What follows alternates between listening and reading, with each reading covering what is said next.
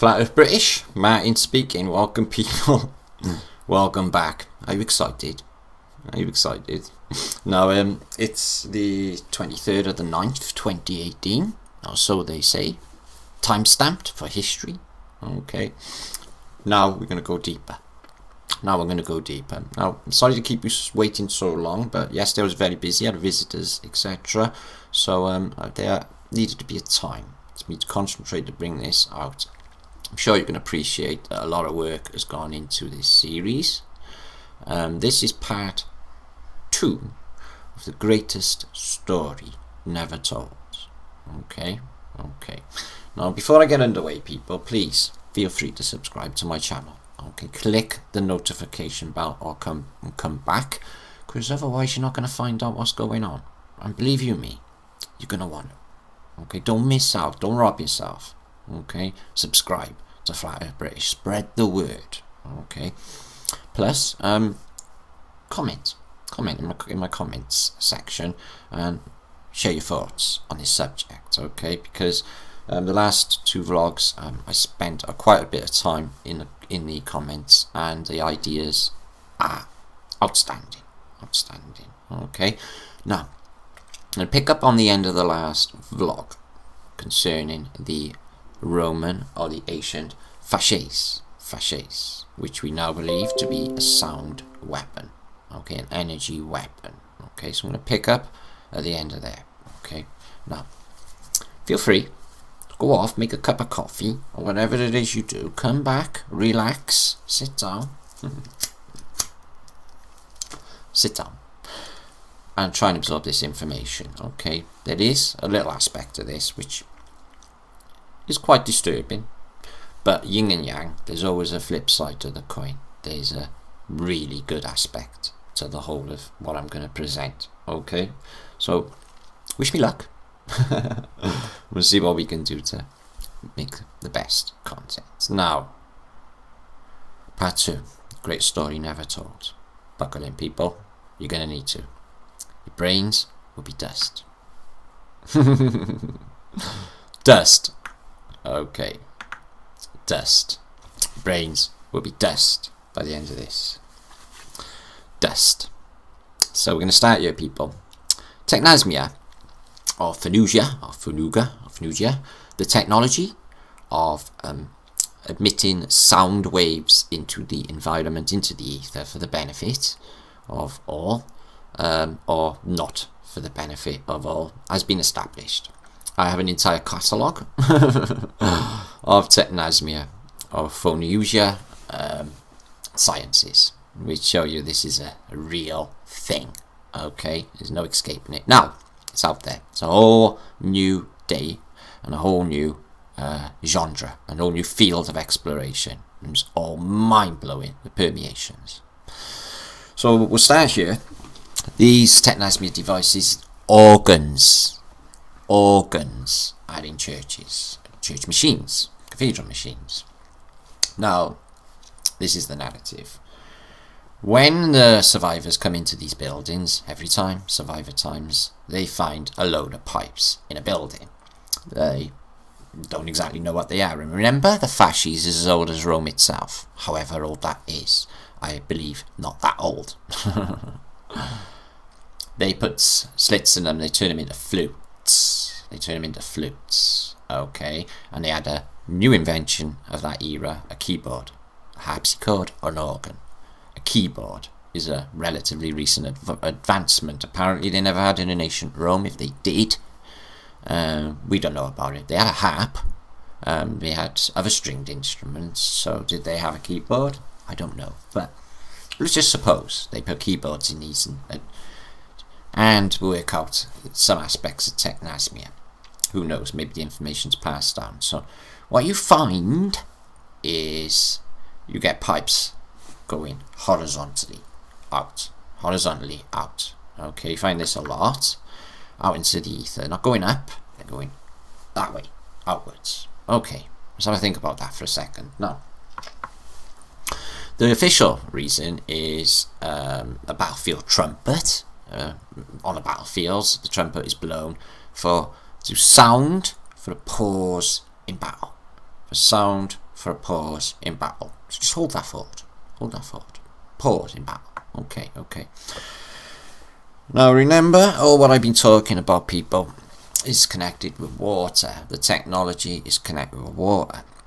Seems that most churches, church machines, cathedral machines, have got water courses running through them. All star forts are connected to water. They're all on water, rivers, meanders of rivers, islands in rivers, but they're all connected with water. So we'll touch upon why we think this is along the way in this vlog. Hopefully. See how much I can get through, people. So this is where we're going. Other suspects for technosmia. Now, the royal orb, scepter and crown of Queen Elizabeth II. The crown jewels, people. Crown jewels.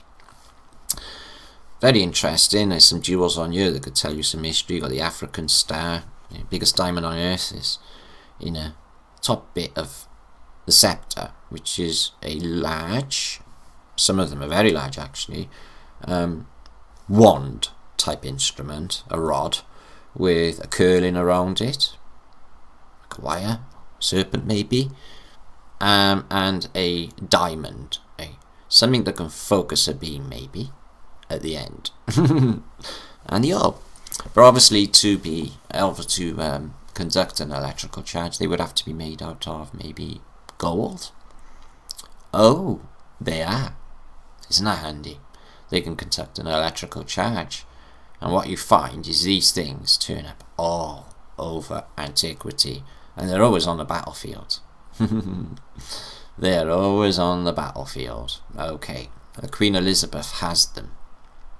Now, one of these jewels, I believe it might be on the crown, was worn around the neck of Henry II, the Battle of Agincourt. Now, Henry routed the French when a terrible downpour happened. Everything turned to mud and the French got basically bogged down. The French knights got bogged down in mud after a mud flood.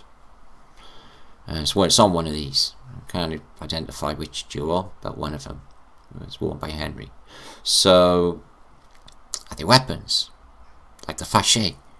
All in plain sight. Not saying this is a working mechanism, people. Who knows? But they definitely have been back with all of it. So, you get this type as well, okay? With this sort of winged effect. But they're made of gold. And they look like they might be a device. No doubt about it. So, see it right the way through antiquity. You see the eagle control, and then you see this soldier, this Roman soldier, or this Roman dude with a lot of leaf. The other dude has got a scepter and a crown, and the other one has got an orb in his hand, a scepter, and everything behind him lays in dust from fire and destroyed. And is it the orb and the scepter that is doing this? There's another scepter. Look on Google yourself. There's many, many different types. Many. You find this type, which have got a jewel or a crystal.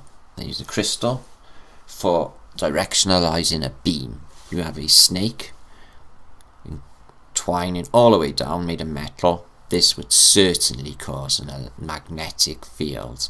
You may think of Moses when he had his cane and the snake wrapped around it. Yeah, miracle. Or are we looking at technology? Now, what is the scepter cited as doing? What's it for? What's it for?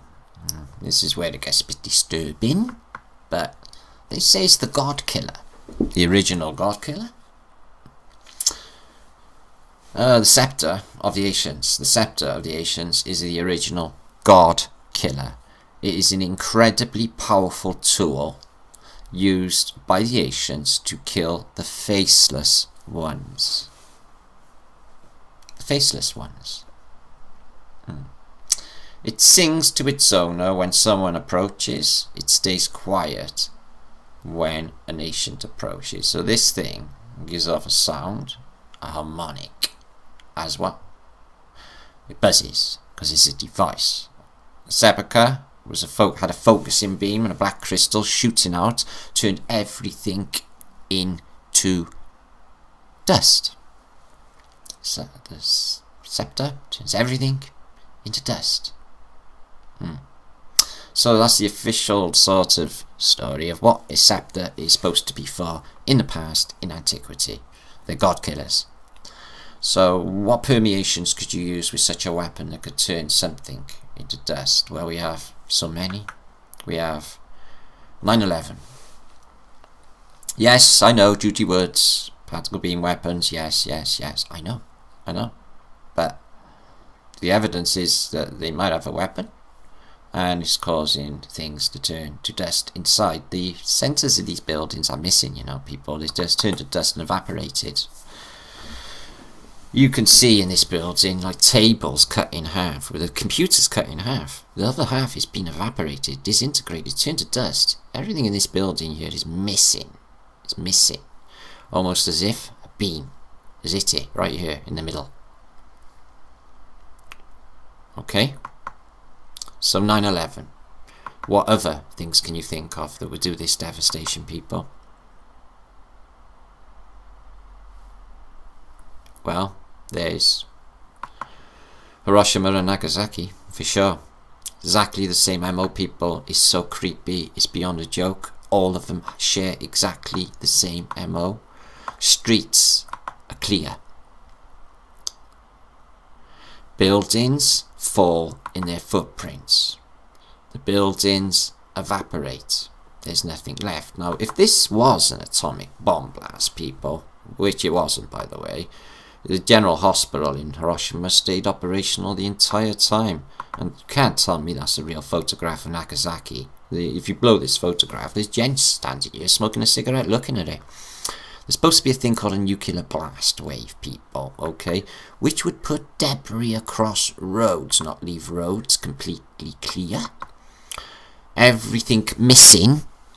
If everything's being blasted, it would be blasted into piles covered in the road and looking like what your brain is telling you. Not everything. Missing. Dust. Roads clear. Everything falling in its footprint in Hiroshima and Nagasaki. Sharing the same MO as all of these fires that we're going to talk about, people. Same MO. In the modern day, we got exactly the same thing happening here. In the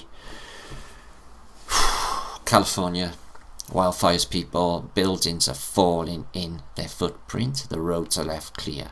The buildings are turned to dust. There's something seriously wrong with this.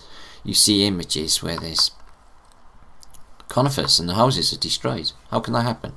How can conifers still be there and the buildings just evaporated, dust in their footprint? In their footprint. Dust. Dust, people. Dust. The wildfires. Now we all know the agenda, people. It looks like Hiroshima, it looks like Nagasaki. The streets are clear.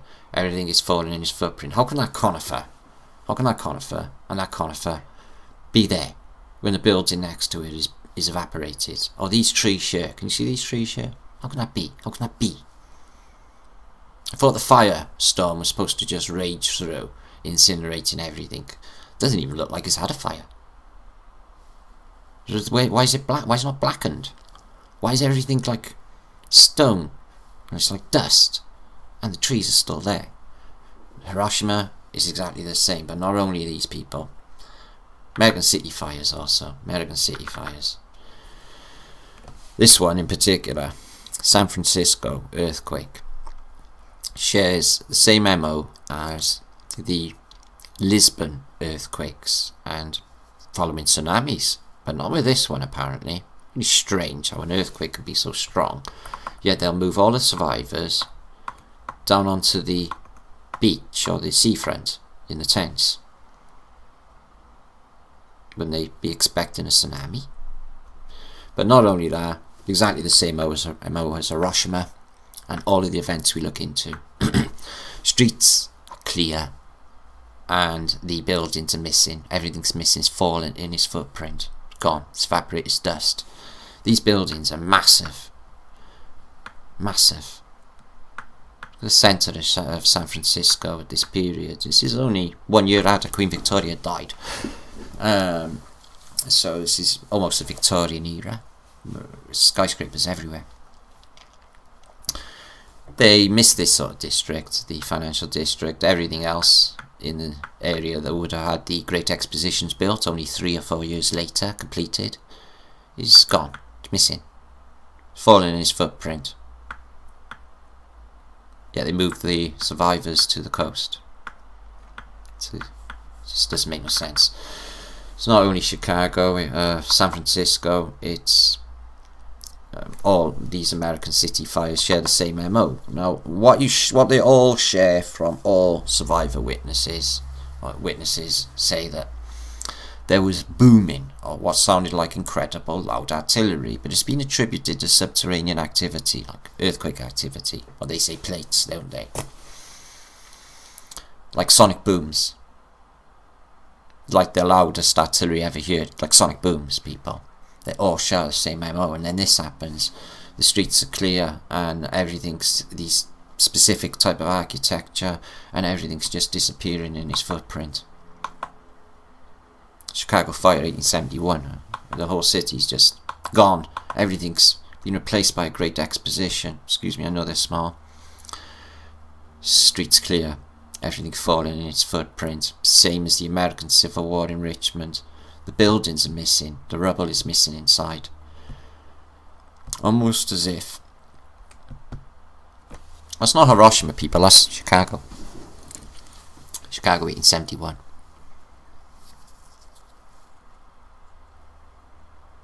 Can you explain to me how fire can do that to masonry anyway?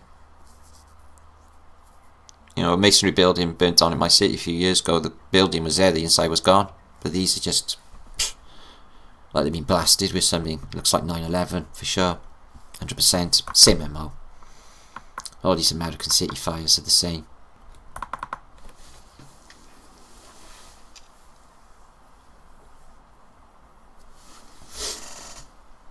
It's falling in their footprint. The roads are clear. There's nothing left. Just dust. Penny drop in. We go deeper. Now, like with everything, guys, this is the dark side of it, but I believe that there is another side to it, and the permeations are absolutely mind-blowing. It's like save humanity. It's brilliant. So you get these ceremonial maces, okay? They are all over antiquity also, okay?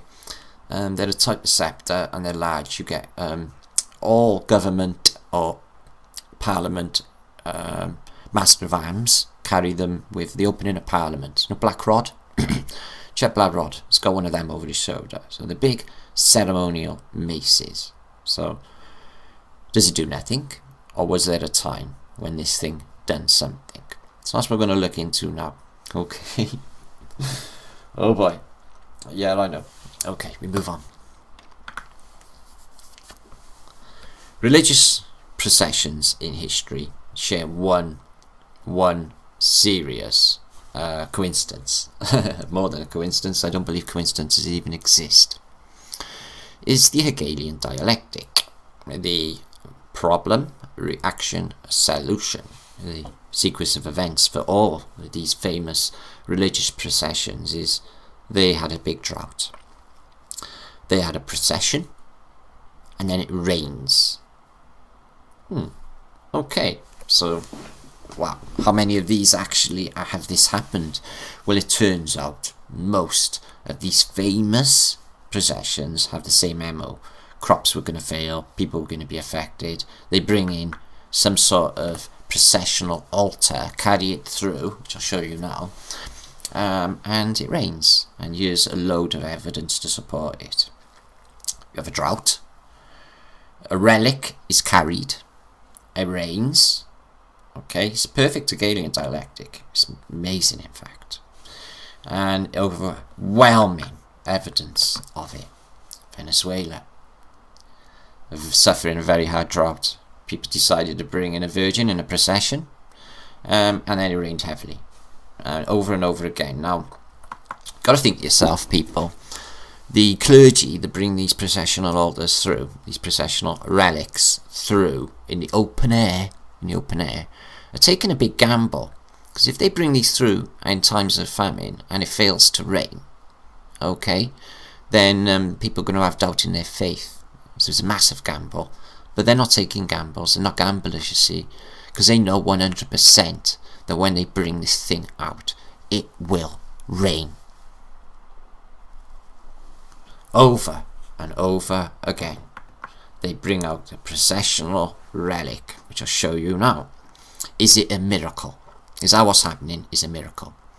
Or is it something to do with what they're carrying? Credited with many miracles, including the end of drought, which threatened famine. Over and over again, the same MO. 1624, drought. They bring out a processional altar with a device, much rain needed.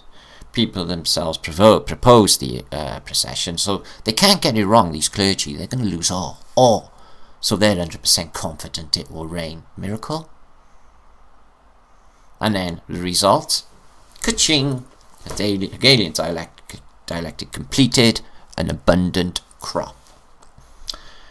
Do your own research, people. It's all of them. Here's what they are.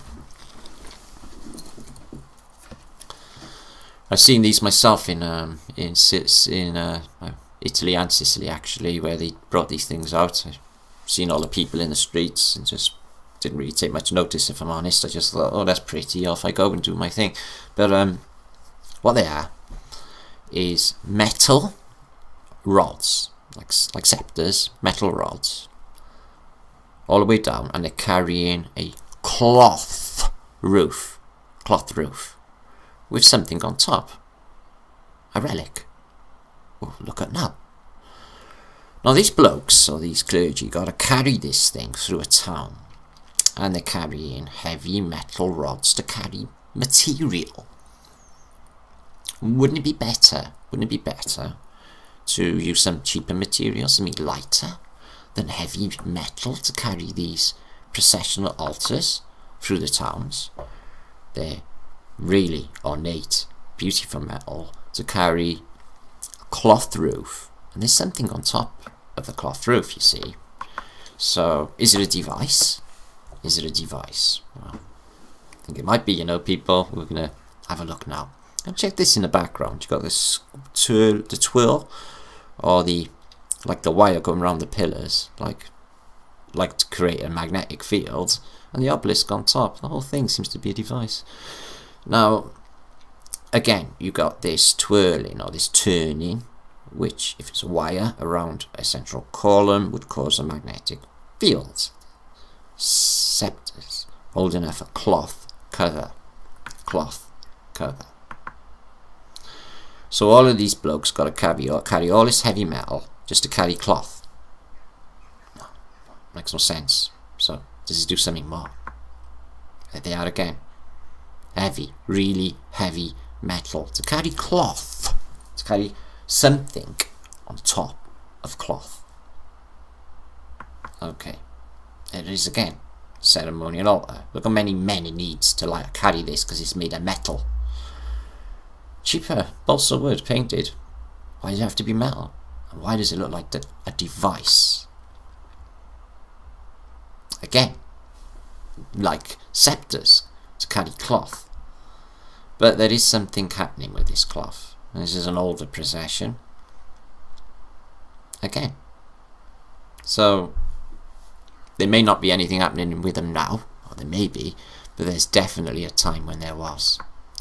Here is a lead atlas I presented many times. Really one of the best I've ever seen. And it's a procession of a guy that's just come in after a battle. They show you the battle, everything turns to dust. It's in the page previous. You have Tartars and Cossacks sinking in mud. In mud, as I showed you, and the horses also in mud. Okay, Tartars, Cossacks. So you get the Roman Emperor himself, Rex, and he has carried over his head, mind, a processional altarpiece with a canopy and something on top. Something on top. All of that effort to carry this thing on a cloth on something on top in the open air. And whatever it is has left the enemy in dust and in terrible trouble. Here, where you can see they go into battle, it's all hell breaks loose, and cities are turned to relative dust. Missing. Gone. Okay. So, very strange. It's all supposed to be in Rome, but it's a Rome crossover. You got Romans with people of the Middle Ages in this book. So, in the lead atlases, you'll see the orb, the scepter, and these processional altars everywhere. Everywhere. Now, pillars. Okay, pillars. Now remember them columns on that processional altar. Okay. Now, excuse me. Now, I know, puffed up myself. Wow. So, now bundles of pillars bunched together, much like the fasces, much like the organ pipes, much like a lot of the stuff I've just been showing you. So, groups of rods bundled together like this. Could there be any benefits? Any benefits for humanity? Is this why they're bunching them together? Is this why they look actually like devices? Is there a benefit for humanity?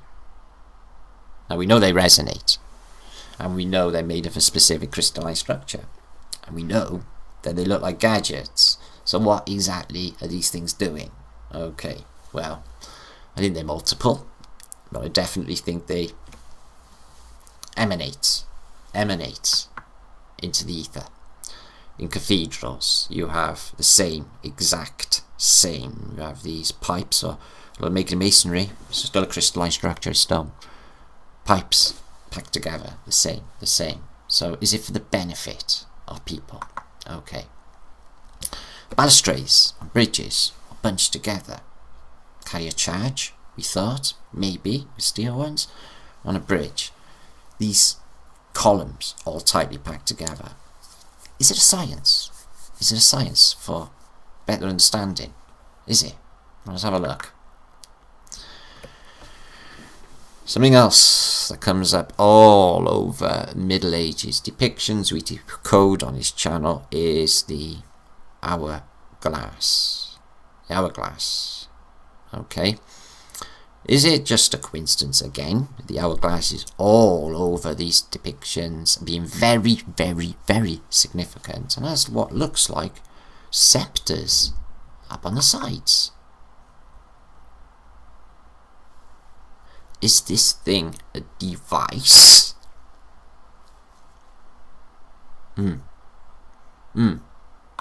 Okay. There's another egg timer, I suppose it is. It's a timer of sorts. Sands of time, eh? Dust. Again. Is it a device? Starting to think so, aren't you, people? Okay. So, the hourglass is a device. It's got scepters all around it. Okay. Now, this is where it gets really interesting. Okay. You have other permeations. You've got the Jewish menorah, which is carried. Now, you know this thing. And these I've talked about quite often. I thought that they might be television cameras going on battle with them, take a bit of video. I think they're devices. You got the horns, and can we see any fasces here being carried? Not really, but we got this box, which is heavy, which is carried everywhere, which I'm going to show you along this ride. Okay, now I carry this device, which is like an arc. You've all seen the Indiana Jones film. He opens the arc, and energy is burst out, killing everyone with a sound wave. But the menorah, let's have a look at this menorah. Another thing from antiquity, they need to carry on procession into battle. Oh, yeah, it's an antiquitech device connected to a menorah, apparently, some sort of device, apparently, carries, again, on procession in the open air. Great reverence in Roman times. And they got bolts sort of on the top. The menorah. What about that one? It's got coils all the way around people to create a magnetic field. These things are 100% devices. It goes on, people. You're going to find so much now. Once you know, and you can pick these apart, they're all over antiquity. They were devices. So, this is where it gets incredibly interesting, actually, people. Now, this fella. Do you know this fella? Yeah, well, this fella is Dr. Wilhelm Reich. Okay? So this fella develops a science where he uses organ, like organ, gas, or organ, energy, it's not gas, it's an energy, organ energy. The science was amazing. He basically can make deserts wet. He can create rain using a device. His story is incredible. I'll link it up to you if you don't know about him already. He died short time before he was going to be released from jail. It's a massive story to him, and he was obviously doing his science for the Nazis, taken to America, usual story, and here it is. The cloud burster device. The cloud burster. Wilhelm Reich and his invention, the cloud burster. Okay, so what is it? It's a load of pipes pointing up at the sky. Exactly like what I've been showing you right through this series, people. Wilhelm Reich creates rain using the same technology as the processional altars. So the processional altars are doing exactly the same, people. They're using organ. Where do you think he got the word from? From organs. Organs inside, people. Organs. There's so many connections. It's all going to fall into place right now. And here's where the water comes into it. Apparently the organ device needs to have a water, whether it's an electrolyte, but this thing needs to be topped up. It's part of its mechanism. So this is where star forts fall into place, and the water below the churches. We're going to tweak it. We're going to find out how this shit works. These can be rebuilt. People are building organ devices. Think of the permeations, guys. All of them waste grounds, waste deserts, arid land that could be replenished and made into green pasture land for people to make food. So it was a bright side, people. Here it is again. It's a twist, creates a field, and it's a modern day organ device rebuilt. They work. They are real. This is a real thing. Okay. And right the way through antiquity, they seem to have depictions of organ devices. Roman, there, the fash. You'll see this symbol underneath the American eagle on the dollar, where he's holding his sticks, his bundles, which is a fash, which is the splaying of the energy. And here again, the Rothschilds, and here again. Okay, it's all over. Once you know, the penny drops. Certainly does drop, people. Mini harp, weather modification, mini harp. Okay, so what are we looking at, people? What are we looking at? We're looking at rods, like scepters, like rods. Okay, like organ pipes, organ, cloudbuster, Wilhelm Reich, mini harp. They're pipes. They're going into water. There's a vortices in the water run by a motor. A vortices, whirlpool. The vortices is running on an orgonite cell, and it is connected to these pipes which manipulate the weather.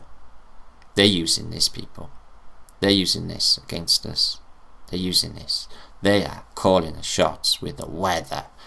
These hurricanes, all of these weather events, people, is this. Is this. It is. It's this. No, it is.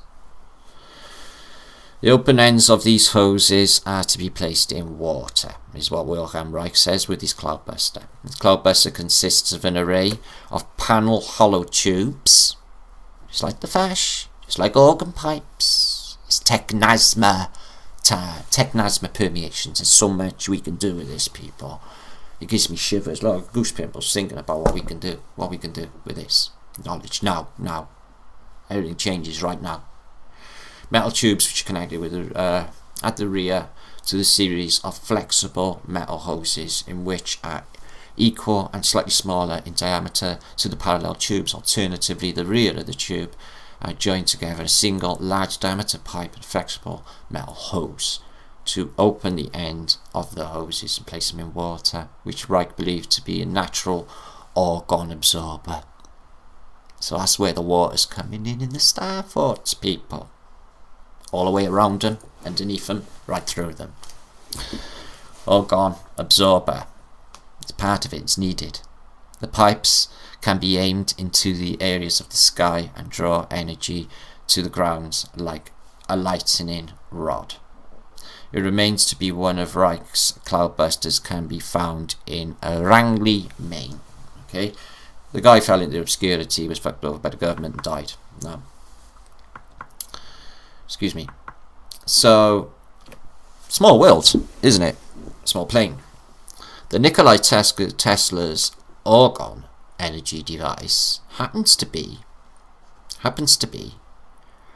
4 rods sticking up horizontally, very, very much like the processional altars they make in rain with in the Hegelian dialectic of the clergy.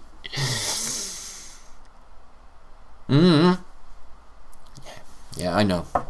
Isn't it falling into place, people? The puzzle pieces one by one. This is one you can make. It's on YouTube. It's an argon device. You can do this on YouTube, people. This is a real technology.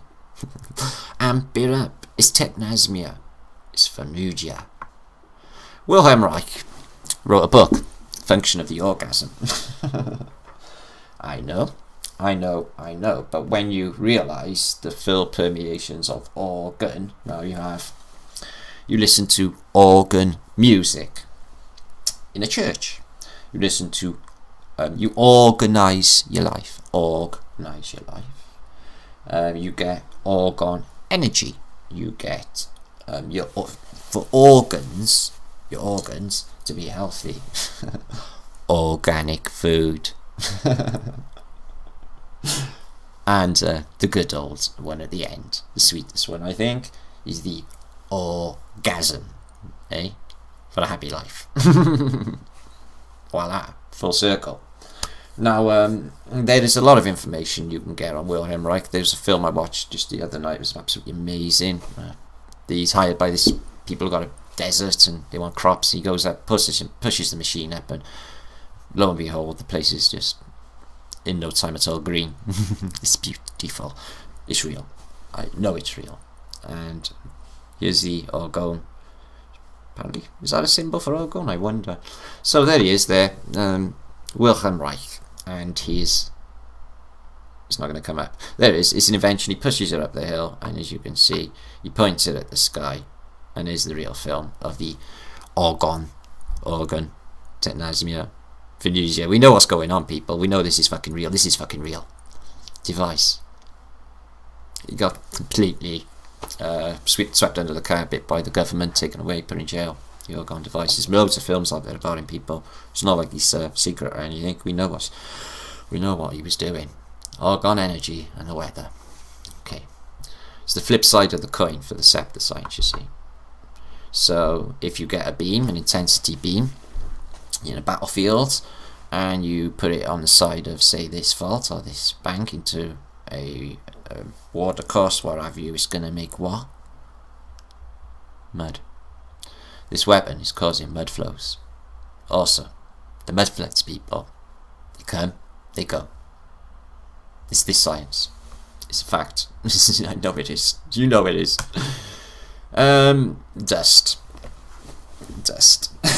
Guys, I presented only 2 days, a week ago, an atlas from, you may remember, from Captain Kirk. God bless you, brother. It shows 1300s maps of the world. It shows, same as the map of Monday, it shows Sahara Desert is not a desert. It's got deciduous trees and a mountain range called Kong, K-O-N-G, Kong mountain range right the way through it, and it's covered in palaces and it's very European looking. It's deciduous trees. So this is the Sahara Desert today. Nobody knows where it comes from. It's ever encroaching, as all as deserts are, but they don't know the cause, do they? Okay, some people say they should nuclear war. Okay, this device, the scepter, turns things into dust. Guess what, people? Guess what the Sahara Desert is made of? Dust. There's your dust storm, the Sahara Desert. Now remember, most things that are built in that region are made of sandstone. It could be turned into dust. I believe Sahara Desert is an ancient civilization turned to dust by these weapons, people. It's dust. It's dust. It's not sand, it's dust. It's dust. Dust. Another one bites the dust, and another one bites. Thunderbolt of lightning, very, very frightening me, Galileo.